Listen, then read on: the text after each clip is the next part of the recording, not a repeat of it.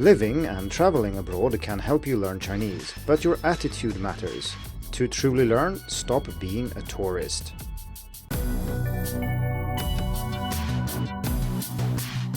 Hello and welcome to the Hacking Chinese podcast. In this week's episode, we're going to talk about the importance of not being a tourist when trying to learn Chinese in a Chinese-speaking environment, such as if you travel or even live abroad. There's a widespread myth that simply living abroad will teach you the language, but this is clearly not true. There are many expats living in China who don't speak Chinese even though they've been in the country for a decade or more. How much we learn is not dictated by where we live geographically, but rather how much we engage with the language. And it's possible to engage with Chinese a lot without leaving home, but it's also possible to live in China for a long time and still not engage with the language. If you want a more in-depth discussion of this phenomenon, you can check out episode 167, You Won't Learn Chinese Simply by Living Abroad. Something similar can be said about traveling to learn a language, and I've talked with many students who say that they want to go to China to travel during the summer and learn Chinese, but this is of course not a guarantee that you will learn anything. If you only speak English with your friends and hardly interact with natives in Chinese, well, then you won't learn much. It might be a significant boost to motivation though, because being in a country where people speak the language you're learning can highlight things you need to learn and power your learning after you get home. But traveling in itself doesn't teach you much if you don't also engage with the language as you travel. This is also something I've covered on the podcast before in episode 149, Why Traveling Isn't the Best Method to Learn Chinese. So it seems that both living abroad and traveling can be great ways of learning languages, but it can also be something that doesn't help you all that much. And I said that the difference is engagement. But I do think there is another type of difference, one related to attitude and approach, and this is what I want to talk about in this episode. It is the difference between someone who will learn a lot by living in the country, or traveling for that matter, and someone who might stay there for a long time and still not learn much. To put it briefly, tourists don't learn languages, so if you want to learn Chinese, it follows that you should stop being a tourist. And when I say tourist here, I use a rather specific meaning that I'm not actually sure where it comes from. I tried to research this and find the original source, but couldn't do it. But anyway, this definition of tourist is: a tourist is someone who, when traveling abroad, brings a bubble of home with them and stays within it. So what this means is that when you're traveling as a tourist, you don't want to change too many things about the way you do things, the way you think, the people you talk to, and so on. You want to keep most things as they are at home. For example, you will bring most habits with you, so if you travel with other people, you will talk to them before you talk to other people. When you have a minute to spare, you will check the same social media channels or listen to the same music or maybe watch the same TV shows. There might be pretty landscapes, buildings, or something else outside the bubble, but you change as little as possible to experience these. Sure, being a tourist, at least if you're traveling on your own or in a very small group, still requires you to occasionally interact with people. You do need to ask for directions, book hotels, or ask for recommendations at a restaurant or things like that. But these are fairly limited, and your goal is not really to change your worldview or take part in other people's lives or learn about their living conditions or something like that. The point is that this type of traveling is not fundamentally about exchanging information or experiences with people you didn't know when you set out, and therefore it's not about language. Just to bring up one concrete example, people from Northern Europe, including myself, like going to the Mediterranean on holiday. But we don't go there primarily because we're interested in the countries we visit.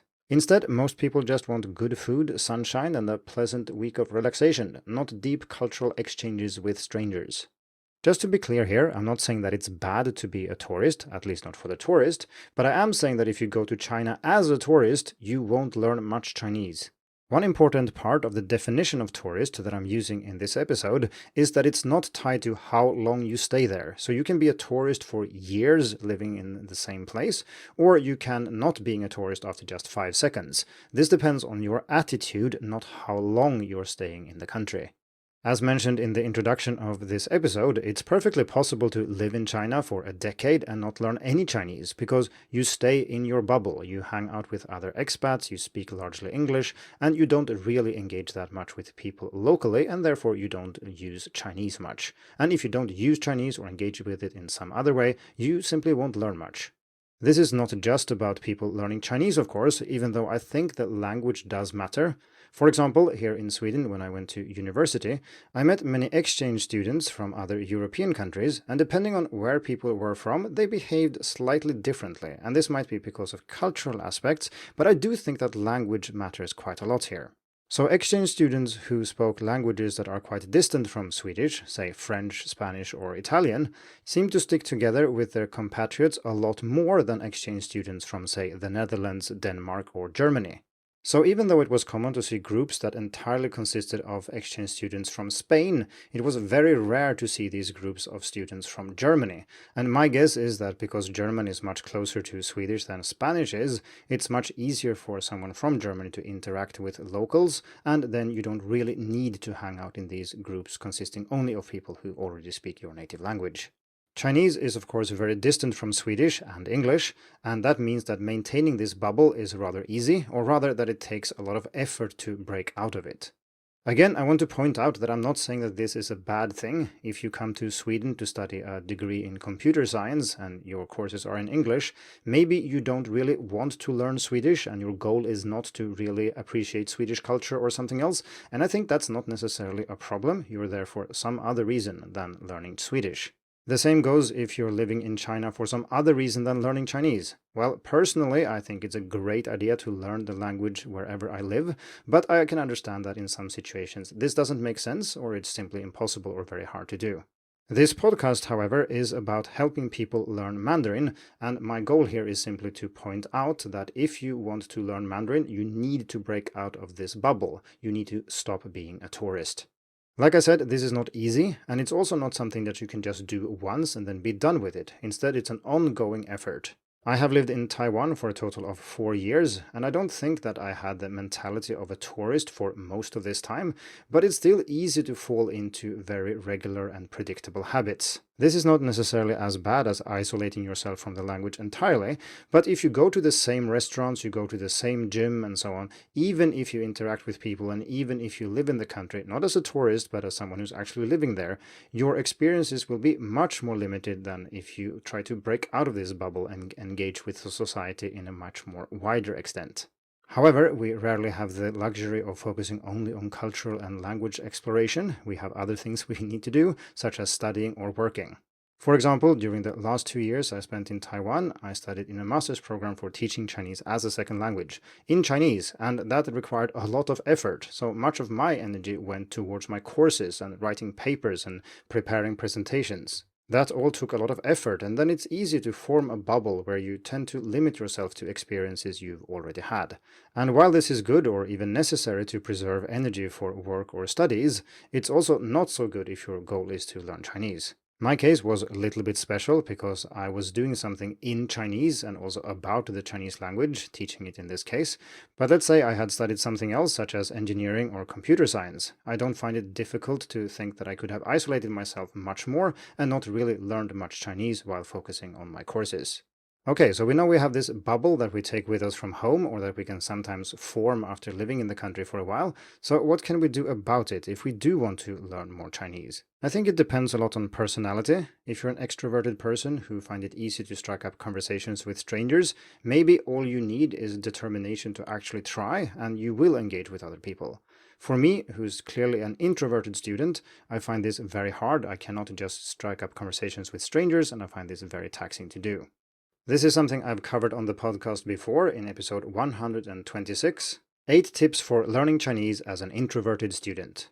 In general, I think the best way to change the way you lead your life is gradually choose some area and pop the bubble in that specific location.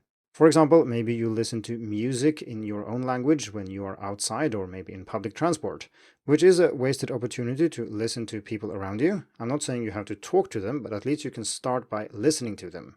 Maybe you can also go through your social media accounts. Are you really following the people you want to follow? Do you need to have all those YouTube channels in English, or can you substitute them for something in Chinese?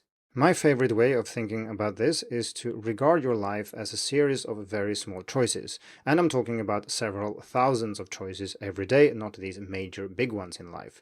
So you choose to watch a YouTube video, or you choose to watch another YouTube video, or you can pick up your phone or you can put it down, that kind of decisions. And when you make these decisions, try to make decisions that take you closer to a life more in Chinese and further away from one in English or French or whatever happens to be your language. This is something I've also discussed on the podcast before in episode 18, The Forking Path, a human approach to learning Chinese. The point here is that you don't just suddenly decide to not do anything in English anymore, you just try to make choices that take you more towards Chinese as often as you can. Naturally, since change of this kind takes a lot of time, it's not really something you can apply if you just visit China briefly for, say, traveling, but it works very well at home, not in a Chinese-speaking environment, and it works wonders if you are living abroad. If you're traveling, you don't have that much time to change things, so you need to plan a bit and you need to have the right attitude from the start. So let's have a brief look at how to travel without being a tourist. First, prepare before you go.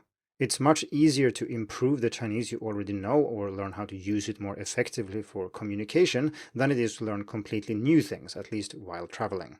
This doesn't mean that you need to learn fluent Chinese before you travel, but traveling without knowing any Chinese is not going to teach you much Chinese either. The second thing you can do is to travel alone. This more or less guarantees that you will interact with someone, because traveling alone and not interacting with anybody is not very fun. And while I realize that this is not for everybody, including myself, it can be a great way to learn languages. Another much less scary option is to travel with non-Chinese speakers, which means you will be the face of the group when you interact with anybody, when you ask for directions and so on, if you know some Chinese. So when anybody wants to ask anything, it goes through you, and this is great practice. Naturally, like I said initially, when you travel with people who speak your language, it's even more likely that you form this tourist bubble than if you travel alone, so this is still far from ideal. One of the best options, if it's open to you, is to travel with Chinese-speaking friends. This combines the upside of traveling in a group with the upside of traveling largely in Chinese, and so you get the best of both worlds. It's time to wrap up this episode, and so the bottom line is, if you want to learn Chinese, don't be a tourist. If you want to achieve something other than learning a language, being a tourist is fine. Living or traveling where Mandarin is spoken, engaging with locals and exploring language and culture is one of the best ways to learn, but it requires you to step out of your bubble. Thank you for tuning in to the Hacking Chinese podcast. If you like this episode, please share it. More information and inspiration about learning and teaching Chinese can be found at hackingchinese.com. See you in the next episode, and until then, good luck with your studies.